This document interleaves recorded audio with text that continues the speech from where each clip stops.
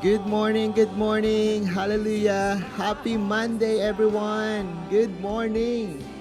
Good morning, good morning. Hallelujah. Thank you, Jesus. Thank you, Jesus. Thank you, Jesus. Let's pray. Heavenly Father, we thank you for today. We thank you for your goodness and for your faithfulness, Lord, in our life.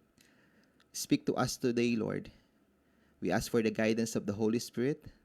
In Jesus' name, amen. Praise the Lord. Hallelujah. Thank you, Jesus. Thank you, Jesus. There is none like our God. Amen. Praise the Lord. Sabi sa Psalms 86 verse 8, among the gods, there is none like you. Lord, no deeds can compare with yours.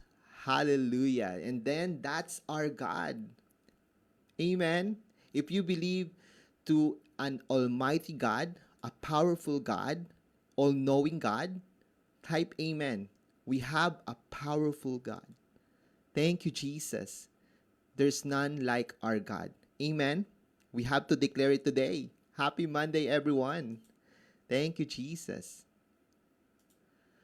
We live in a world full of things that try to take the place of God. Amen. So that's the truth.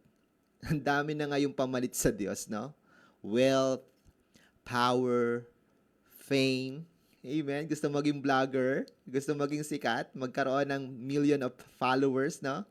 Relationships, 'di ba? Minsan we're looking for someone who can be someone to be with us always.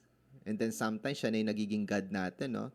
But when life tests us, yan, di ba? Pag nandiyan na yung pagsubok, we realize nothing and no one can match His power, His love, and His faithfulness. At the end of the day, mga kapatid, we will find ourselves na kahit nasa atin ang lahat ng bagay, if we face challenges in life, we always look for someone who is powerful. And then we always, go back to God, who is the Almighty God. Praise God.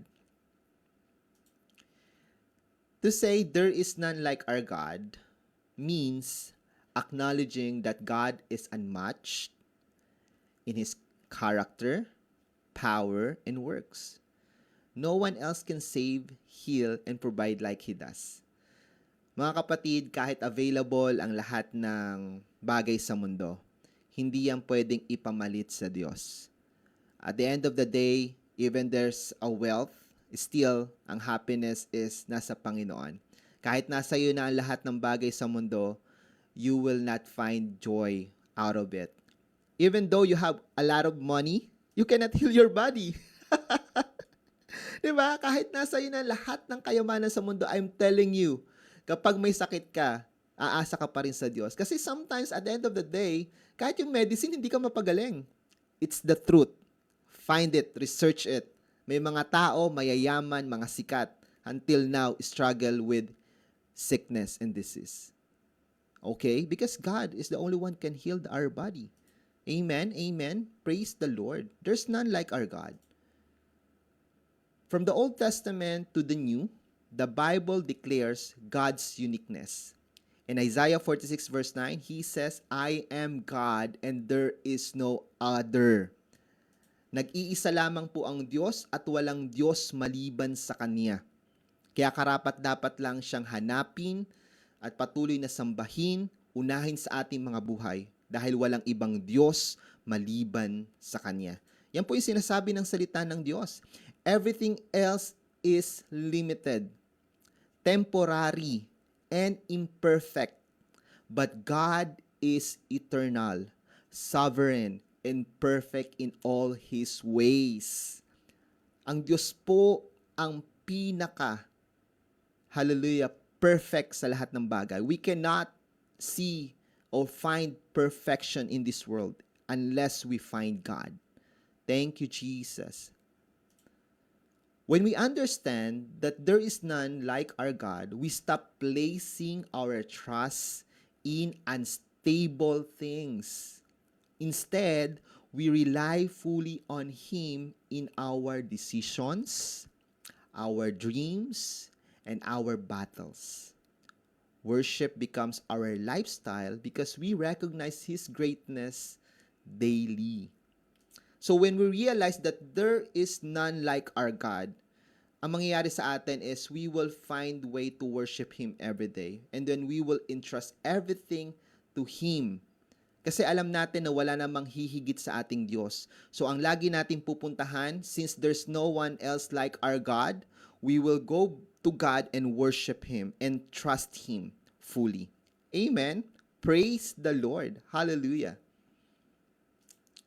So today, pause and think about the times God has shown you His power. Meron po yan mga kapatid.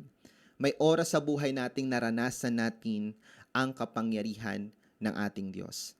So, we have to praise Him not only for what He has done. Hindi lang dapat natin siyang pinupuri sa mga bagay na ginagawa niya sa ating buhay, but for who He is. The one and only true God. Purihin natin ang Diyos pagkat siya'y tunay na nag-iisang Diyos na mabuti at tapat.